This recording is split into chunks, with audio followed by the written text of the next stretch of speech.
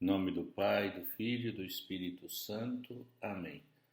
Vinde, Espírito Santo, enchei os corações dos vossos fiéis e acendei neles o fogo do vosso amor.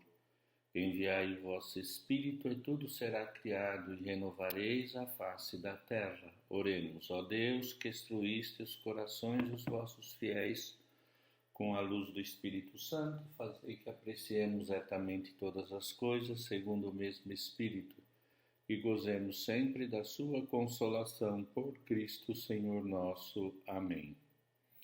Pai nosso que estais no céu, santificado seja o vosso nome. Venha a nós o vosso reino, seja feita a vossa vontade, assim na terra como no céu. O pão nosso de cada dia nos dai hoje, perdoai-nos as nossas ofensas, assim como nós perdoamos a quem nos tem ofendido. E não nos deixeis cair em tentação, mas livrai-nos do mal. Amém. Ave Maria, cheia de graça, o Senhor é convosco, bendita sois vós entre as mulheres, e bendito é o fruto do vosso ventre, Jesus. Santa Maria, Mãe de Deus, rogai por nós, pecadores, agora e na hora de nossa morte. Amém. Santo anjo do Senhor, meu zeloso e guardador, já que a ti me confiou a piedade divina, sempre me rege, me guarde, governe, ilumine. Amém. Olá, meu povo santo, vamos continuar as nossas aulas de Teologia Fundamental no livro da Yuta, no capítulo 7, A Fé Cristã, Encontro do Homem com Deus. Hoje nós vamos falar sobre a liberdade da fé. A liberdade da fé e a fé como um dom de Deus. Assim finalizamos o capítulo. Então nós vimos mais claramente na primeira parte o que é a fé enquanto uma realidade humana de afidamento a alguém que não pode ser absoluto, mas relativo à questão da verdade, da opinião, da entrega sem reservas, que é o diverso de opinião e etc., e crer somente em Deus. Por isso, nós já resumimos. Depois eu penso que vocês estão fazendo o guia de estudo, né? Que nos dará uma visão de conjunto. E agora nós vamos trabalhar o tema da liberdade da fé, na página 136. 136. A pergunta é: que significa saber de Deus e conhecer a Deus? Evidentemente, qualquer coisa mais do que uma simples informação longínqua acerca da sua existência. No conhecimento de Deus, aquilo que está em jogo somos também nós mesmos, o sentido do nosso ser humano, o sentido de toda a nossa vida. Conhecer Deus implica reconhecê-lo como princípio e fim do mundo, e isto leva-nos a agradecer e a louvá-lo. Quem realmente conhece a Deus sabe que lhe deve tudo. Olha que importante. Porque no conhecimento de Deus, do Deus revelado, que se revela como um Deus pessoal próximo, está o princípio e o sentido da nossa vida. Esse é um ponto de partida, a liberdade da fé. O conhecimento de Deus não se alcança, por isso, somente com a razão, mas com o coração. Quer dizer, com a entrega da totalidade da pessoa. E agora nós vamos entrar com o papel da vontade. Então não é só questão da razão, mas com todo o seu ser. Vamos lá, a importância da vontade. Qualquer ato plenamente humano caracteriza-se por uma interação da inteligência e da vontade. Por exemplo, uma pessoa só se apaixona por um livro se o tiver lido, e só o lê se interessa pelo seu conteúdo. No caso da fé cristã, é essencial o papel da vontade. Por muito razoável que seja a boa nova, não há nada que me obrigue a acreditar nela. Na nota 17, aqui na página 136, São Tomás de Aquino diz: nas coisas da fé consentimos com a vontade, e não pela necessidade da razão, porque estão mais além da razão. Nas coisas da fé consentimos com a vontade, e não pela necessidade da razão, porque estas estão mais além da razão.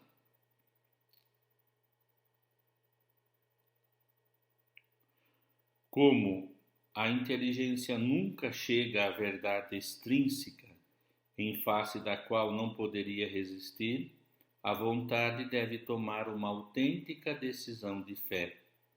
A fé não pode ser senão fruto da nossa liberdade. O homem pode ser obrigado a fazer toda espécie de coisas contra sua vontade, mas só pode crer se quiser. Cremos porque queremos. Mas por que queremos? Porque queremos pôr a nossa confiança em outro. No plano humano, pode-se afirmar-se que, em grande parte, nos está ocultado o mais íntimo do outro. Por exemplo, o estado de ânimo de uma pessoa tem em relação a nós. Mas por que nós queremos? Vou voltar porque me pareceu que não ficou muito claro. O ato da vontade. Mas por que queremos? Se lá diz cremos porque queremos. Diz, mas por que queremos? Por que queremos pôr a nossa confiança em outro, nesse caso em Deus? No plano humano somente, pode afirmar-se que em grande parte nos está ocultado o mais íntimo do outro. E é verdade, as pessoas casadas vão se conhecendo mutuamente ao longo da vida e de vez em quando tem as suas surpresas, positivas ou negativas, na ordem moral, sobretudo. Eu não imaginaria que ela fosse capaz de fazer isso, seja nobre ou vil a atitude. É interessante isso, mas é muito importante a gente entender. Ele dá um exemplo. Por exemplo, o estado de ânimo que uma pessoa tem em relação a nós tem de ser revelado por ela própria, não só pelo que diz, mais ainda pelo que faz. Se alguém nos diz amo-te em última instância, só podemos aceitar estas palavras como verdadeiras e reais num ato de fé humana. Se alguém te diz eu te amo,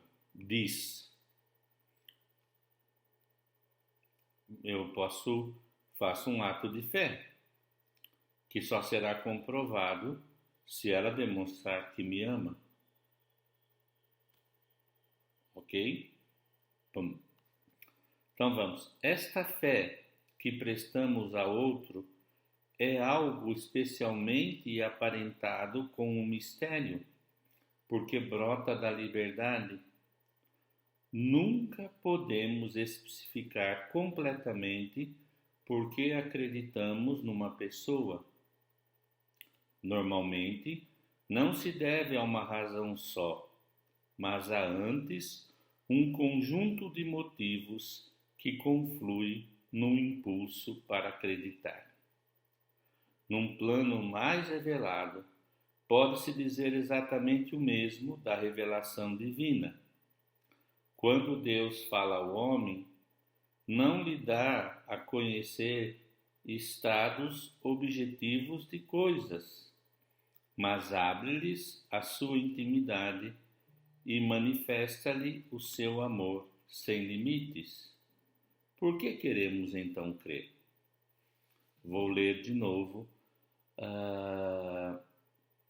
E diz: quando Deus fala ao homem, não lhe dá a conhecer estados objetivos de coisas, mas abre-lhe a sua intimidade e manifesta-lhe o seu amor sem limite. Aí Deus manifesta o seu ser e o seu amor, porque Deus é amor. Por que queremos então crer? A nossa liberdade não se exprime apenas na decisão. Segundo a filosofia clássica, decidir é um ato secundário da vontade. O seu ato principal é o amor. O que crer deve ser entendido no sentido de amar. O que crer deve ser entendido no sentido de amar. Última frase da página 137, que me parece oportuno vocês voltarem a ela depois, tá bom?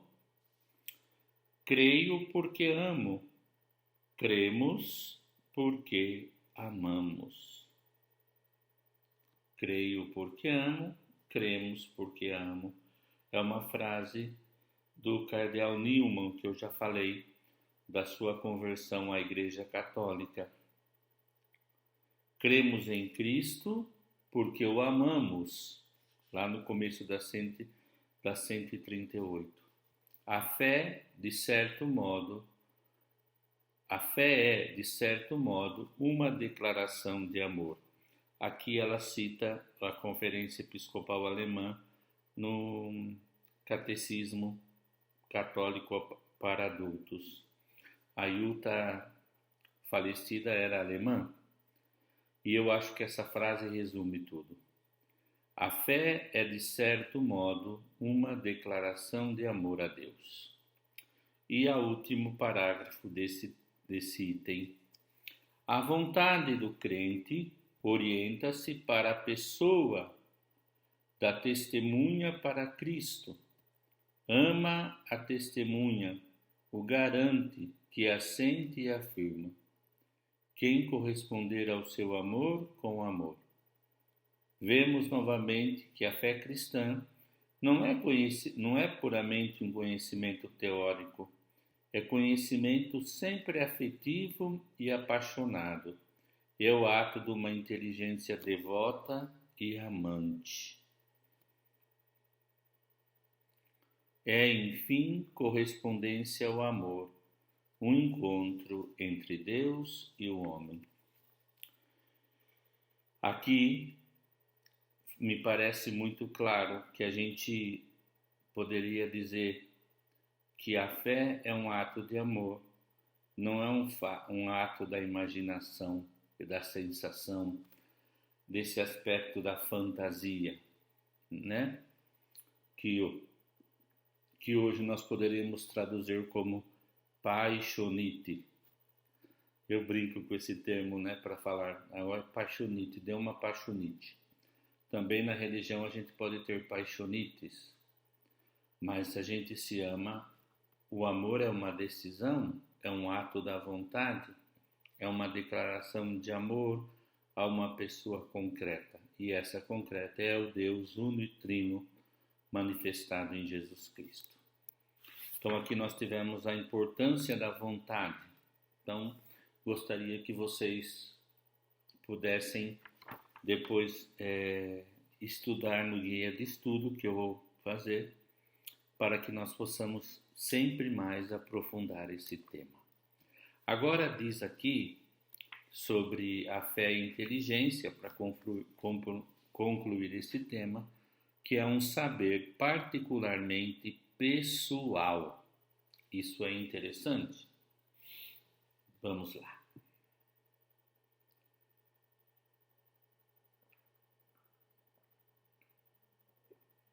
Um cristão, está na página 138, tá? Às vezes eu esqueço, eu quero que vocês acompanhem com o livro e vou lendo, me perdoem, tá? Um saber particularmente pessoal. Um cristão caracteriza-se pela sua relação essencial com Cristo. Se lhe perguntassem em que é que propriamente crê, não teria de mencionar muitos pormenores acerca do conteúdo de sua fé. Teria simplesmente de apontar a pessoa que lhe garante essas verdades. Em primeiro lugar, confia em Cristo e depois crê tudo o que Cristo lhe revelou. Acho que é bom repetir isso aqui, hein? Vamos lá? Um cristão caracteriza-se pela sua relação pessoal com Cristo. Se lhe perguntassem em que é que propriamente crê, não teria de mencionar muitos pormenores acerca do conteúdo da sua fé. Teria simplesmente de apontar a pessoa que lhe garante essas verdades. Em primeiro lugar, confia em Cristo e depois crê tudo o que Cristo lhe revelou. Confia em Cristo e crê em tudo o que Ele revelou. A fé sobrenatural é um saber particularmente pessoal. Eu sei que Deus é Pai porque Cristo o diz. Se não se incorporar esta dimensão pessoal, não se trata de fé em sentido próprio. Segundo refere o nosso já conhecido filósofo Piper, pode suceder que algo que na realidade não é fé seja tido por ela, inclusivamente pelo próprio crente. Uma pessoa, por exemplo, pode aceitar como verdadeiras as doutrinas do cristianismo, não por serem testemunhas e garantidas por Deus que se revela, mas porque o impressionam as respostas profundas que dão às suas próprias perguntas e especulações. Essa pessoa, em caso nenhum, tem fé, adverte Piper, tem antes uma certa filosofia de vida. Exatamente. Muitas pessoas se dizem assim: eu gosto do pensamento cristão, eu tenho algumas verdades do Evangelho ou da fé católica para minha filosofia de vida. Porque na minha especulação, no meu modo de conceber as coisas, me parece que é claro e que é importante isso. Seria, aqui ele cita São Piper nas Virtudes Fundamentais, esse livrinho que eu já aconselhei vocês a lerem quando puderem, não como se fosse uma garantia, um saber que Deus lhe dá, mas algo que ele aprende de tudo que leu, ouviu e etc. Que viu, humanamente falando. E continua aqui então: creio em alguma coisa porque alguém o diz. A dimensão pessoal faz com que o ato de fé seja sempre misterioso também, como vimos no terreno humano. Não podemos compreender completamente as razões de nenhuma pessoa, nem as próprias, nem a dos outros. Creio porque quero, e quero porque amo. Mas por que amo? Porque ponho a minha confiança em outro? O caráter do mistério acentua-se incomparavelmente mais ainda quando se trata de fé sobrenatural. Deus é um mistério insondável. Por que há pessoas que creem nele e nele depositam toda a sua confiança? E por que há outras que querem crer, mas não podem? Não bastam nem a inteligência, nem tampouco a vontade do homem para ter a fé cristã, ainda que a sua entrega seja exigida para alcançar. Aqui tem uma nota na página, final da página 139, a nota 24, perdão, vou ler. São Tomás de Aquino diz: o ato de crer depende certamente da vontade de quem crê, mas é necessário que a graça de Deus prepare a vontade do homem para que seja elevada às coisas que estão acima da sua natureza. Então, nós já abrimos ao terceiro ponto aqui, que é o ponto 3, a fé é um dom de Deus. Olha só, deixa eu dar 2 exemplos que aconteceu comigo. Uma vez eu fui a um médico, eu tenho uma doença reumática e outras complicaçõezinhas, mas não quero aqui falar da doença, bendito seja Deus também por tudo isso. Mas ele era ateu, uma pessoa muito boa, cheia de boa vontade, e ele já veio a falecer. E ele me disse uma vez: Padre Lázaro, eu tenho uma inveja de você, porque você está sofrendo aí com a sua doença, está aí com as suas coisas, mas você diz que, conversando comigo, me diz que acredita na vida eterna e que a vida eterna começa aqui. Eu não consigo acreditar, eu queria. Já tenho passado dos meus 75 anos, está chegando a hora que posso morrer a qualquer momento, de outras causas, mas da velhice, e eu olho pela janela da minha casa, vejo o céu tão lindo, as coisas, os meus netos, a minha esposa, os meus filhos, e não consigo acreditar que Deus existe e que nos criou para viver eternamente juntos, mesmo que seja em outra dimensão, outro lugar. Eu fiquei muito sensibilizado e apenas lhe disse: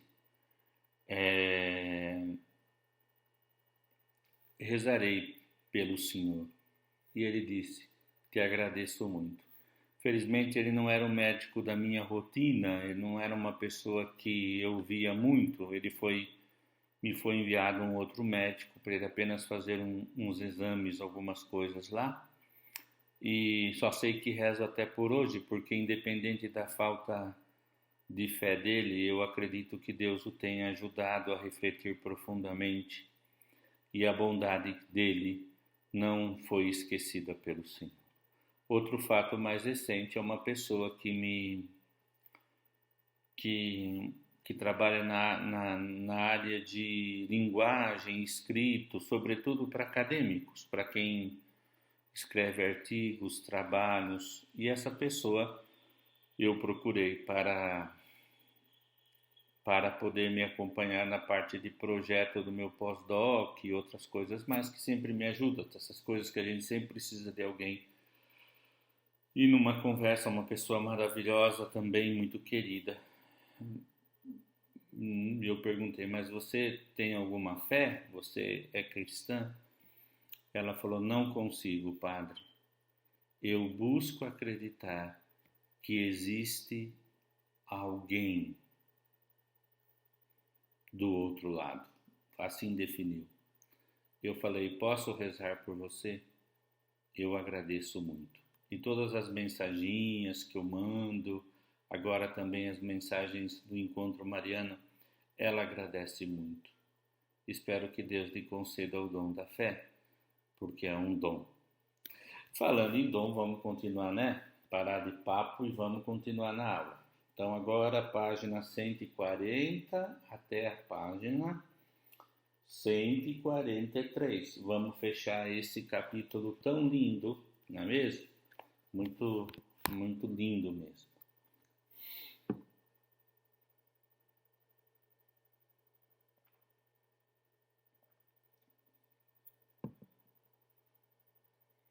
lá na página 140, quando introduz a fé é um dom de Deus, diz: a fé é muito mais que a nossa correspondência à revelação. Não vem de nós, é dom de Deus, cita Efésios 2:8. É uma graça que Deus concede a todos aqueles que lá pedem humildemente. Número 26, gostaria que vocês fizessem atenção na página 140. O Concílio Vaticano II afirma que, para crer, é necessário a graça de Deus que previne e ajuda, e o auxílio do Espírito Santo que move o coração e o converte a Deus, abre os olhos da mente e a todos dá suavidade em assentir, consentir e crer a verdade. Está na Dei Verbo 5, nós vamos estudar, já falei. Esse documento vai ser um documento que nós vamos aprofundar um pouquinho, tá bom? Tomara que já seja na presencial, mas se não, vamos na virtual. A gente vai cada um, eu baixo o arquivo, ou compro o documento, ou já tenho o documento, e a gente vai estudar, tá bom? Então, vou ler de novo, que é muito lindo.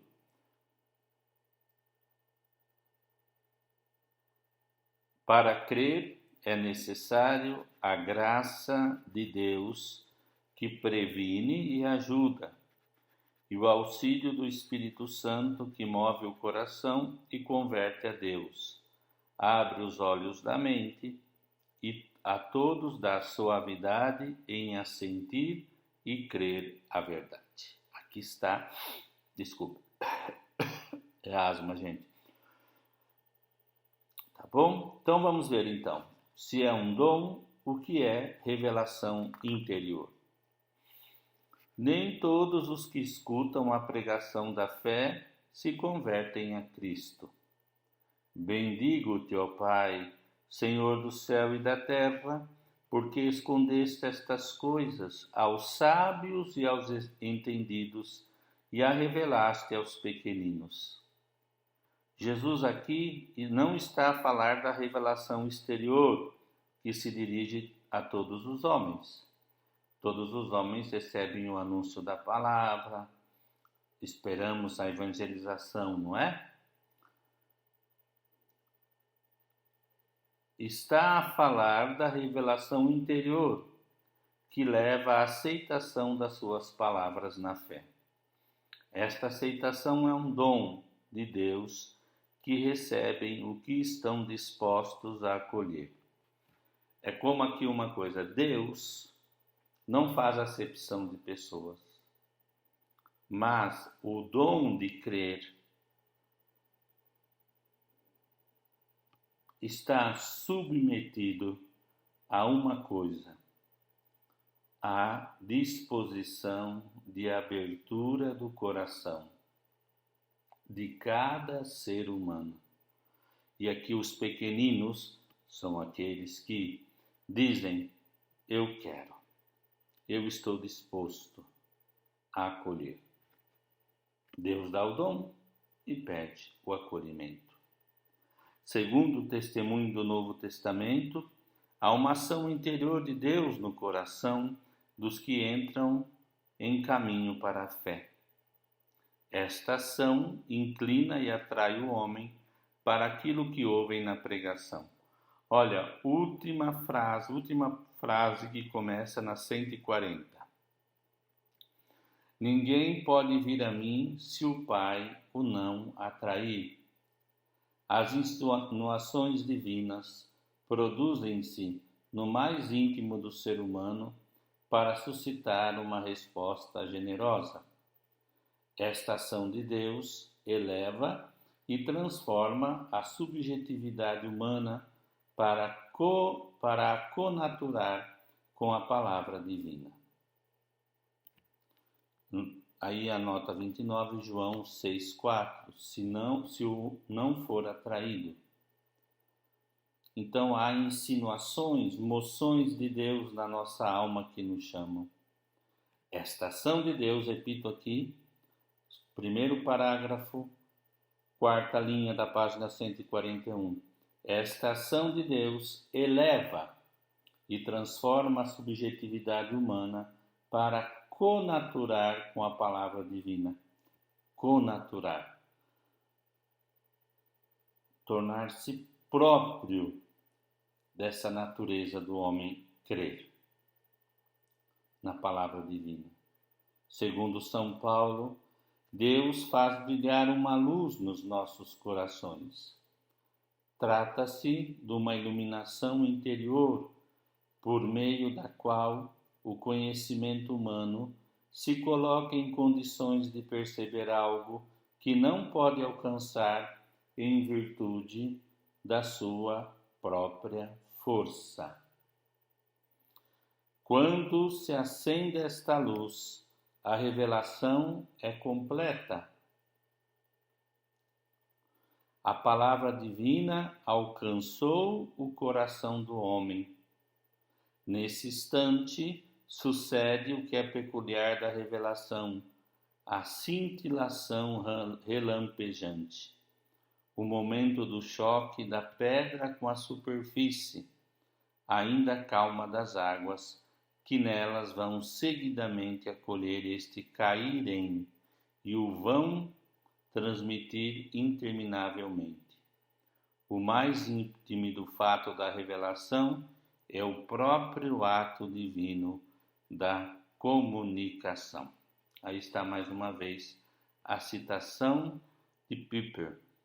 Neste momento, o homem recebe a graça da fé, alcança uma certeza acerca da verdade da revelação, que é maior do que todas as certezas humanas. Então, pode-se dizer com João: se aceitamos o testemunho dos homens, maior é o testemunho de Deus. Olha, são palavras, são frases que condizem com o nosso, a mim pelo menos o coração queima de alegria interior por perceber a verdade deste ato aqui, desta revelação interior. Deus faz brilhar a luz em nosso coração quando acolhemos, nos fazemos pequenos. Lembrem daquela primeira parte da aula, né? Que o autor dizia: uma senhorinha ignorante, humanamente falando, se crê e se abre a abertura de fé numa vivência simples, é mais sábia, tem um saber diverso de qualquer grande catedrático ateu. Então isso tudo é muito bonito no ponto mais claro da vida cristã. Na página 142, 143, termina o capítulo com um outro tópico: entrar em comunhão com Deus.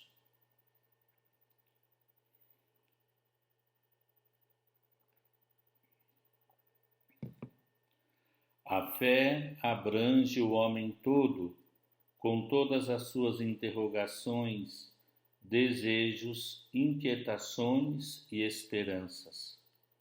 Segundo Santo Agostinho, o ato de fé consta de 3 elementos: o assentimento do entendimento, que significa creio que Deus existe e se revelou a nós; o assentimento da vontade, creio em Deus e confio nele; e a ajuda divina que torna possível o abandono completo. Creio em Deus. Vamos repetir? A fé abrange o homem todo, com todas as suas interrogações, desejos, inquietações e esperanças. Segundo Santo Agostinho, o ato de fé consta de 3 elementos: o assentimento do entendimento, Creio em Deus que se revelou a nós do meu querer, o assentimento da vontade, o querer. Creio em Deus e confio nele, e a ajuda divina que torna possível o abandono completo. Eu creio em Deus. Continua na página 142. Jesus não nos convida somente a conhecer uma doutrina e a cumprir mandamentos. Chama os cristãos a serem seus, a confiar nele e a contar com ele, a basear a existência e encontrar apoio e estabilidade nele. Permanecei em mim, que eu permaneço em vós. Eu sou a videira e vós os ramos. Cristão é aquele que crê em Jesus Cristo e vive dele e para ele. Em Cristo, Deus vai ao encontro dos homens e nele os homens têm acesso a Deus. Por isso, o cristão é o centro da fé cristã. O núcleo que irradia a luz em todas as direções e indica o seu lugar às restantes verdades que nos foram reveladas. Este núcleo manifesta-se no próprio nome de Jesus Cristo. Jesus em hebraico, Yeshua, era entre os israelitas um nome muito apreciado. Significa Yahvé é salvação. A palavra grega Cristo, do nome hebreu Meshiá, originalmente, pois o nome de Jesus Cristo era uma confissão de fé. Jesus Cristo é o Messias enviado por Deus, o cumprimento da esperança veterotestamentária. Nele, Deus tornou a verdade a sua promessa, enviou o Salvador. Não há debaixo do céu qualquer outro nome dado aos homens que nos possa salvar. A nota 36 é o Atos. Então, na página 142, no último parágrafo, a primeira frase dizia: em Cristo, Deus vai ao encontro dos homens e nele os homens têm acesso a Deus, ao Deus Pai, Filho e Espírito Santo. Jesus Cristo é a pontinha do iceberg da Trindade. Agora, ali na página 143, no segundo parágrafo, a fé, ou na oitava linha, a fé é encontro, comunicação e amizade com Deus em Cristo. Por meio dela, o homem é introduzido na intimidade divina. Então, alcançou a salvação. Começa uma vida nova para ele, a vida de um filho de Deus. Sois filhos de Deus em Cristo Jesus, mediante a fé. É uma vida sobrenatural de liberdade e amor. Então aqui é a vida, a fé, encontro e comunicação e amizade com Deus. E assim termina com esse último parágrafo, os dois últimos parágrafos que é muito importante para concluir esse capítulo, tá bom? Vamos lá. Vimos que na origem da fé, olha, esses dois parágrafos correspondem a tudo, tá? Ao resumo de todo o capítulo. Vimos que a origem da fé se encontra presente a decisão do homem e o dom gratuito de Deus. A iniciativa da nossa salvação está sempre em Deus. É Ele quem ama primeiro. É Ele que procura o homem muito antes que este procure a Ele. Deus convida, não obriga. quer que o homem responda com plena liberdade ao seu amor. Mas a nossa correspondência à graça já é graça. É Deus que toma a iniciativa e é Deus que nos agracia com a possibilidade de querer. É Deus que nos ajuda a abaixar a nossa crista para acreditar nele. Mas a nossa correspondência à graça já é graça. É a ação amorosa e misteriosa de Deus no núcleo do nosso ser. A graça tende a multiplicar-se cada vez mais até o fim da vida e há de chegar à plena consumação na glória celestial quando um dia virmos a Deus realmente como Ele é. E assim nós terminamos o capítulo, né? Da fé é um encontro com Deus. Amados, é um tema muito lindo, né? Que nós vamos também trabalhar, fazer junto com, já teve a primeira parte, né? A primeira aula e temos a segunda. Eu gostaria de ver se encontro aqui, queria ler uma coisa para vocês que me veio agora, sabe? Muito linda, do meu, que a gente aprende de pequeno e vai.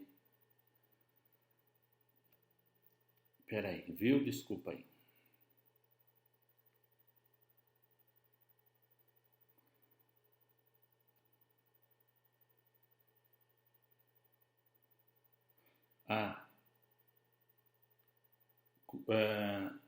Quando a gente era pequeno, eu aprendi a rezar esses 3 atos de fé, esperança e caridade, né? Eu vou ler primeiro o ato de fé. Tão lindo. Meu Deus, eu creio tudo que vós revelastes e a Igreja nos ensina, porque não podeis enganar-vos, nem enganar-nos. E expressamente creio em vós, único e verdadeiro Deus em 3 pessoas, iguais e distintas, Pai, Filho e Espírito Santo. E creio em Jesus Cristo, Filho de Deus, encarnado, morto e ressuscitado por nós, e que a cada um dará segundo as suas obras o prêmio ou castigo eterno. Nessa fé quero viver e morrer. Senhor, aumentai a minha fé. Amém. E depois tem o ato de esperança. Ato de esperança. Meu Deus, porque sois onipotente, infinitamente misericordioso e fidelíssimo às vossas promessas, eu espero da vossa bondade que, em atenção aos méritos de Jesus Cristo, nosso Salvador, me dareis a salvação. Meu Deus, porque sois onipotente, infinitamente misericordioso e fidelíssimo às vossas promessas, e eu espero da vossa bondade, que em atenção aos méritos de Jesus Cristo, nosso Salvador, me dareis a vida eterna e as graças necessárias para alcançar, como prometestes aos que praticassem as boas obras que eu me proponho realizar, ajudado com auxílio da vossa divina graça. Senhor, minha esperança, na qual quero viver e morrer, jamais serei confundido. E depois tem o ato de amor, ato de caridade. Meu Deus, porque sois infinitamente bom e digno de ser amado sobre todas as coisas, eu vos amo de todo o meu coração, a exemplo de Jesus, e por vosso amor amo também o meu próximo como a mim mesmo. Senhor, fazei que eu vos ame cada vez mais. Então aqui está 3 oraçõezinhas que são maravilhosas. Gente, olha, vamos parar por aqui. Depois a gente continua então. Se preparem aí o capítulo 8º, a fé como projeto vital. Nós vimos aqui a fé, encontro do homem com Deus, mas como a fé como um projeto vital. Muito obrigado, paz e bem.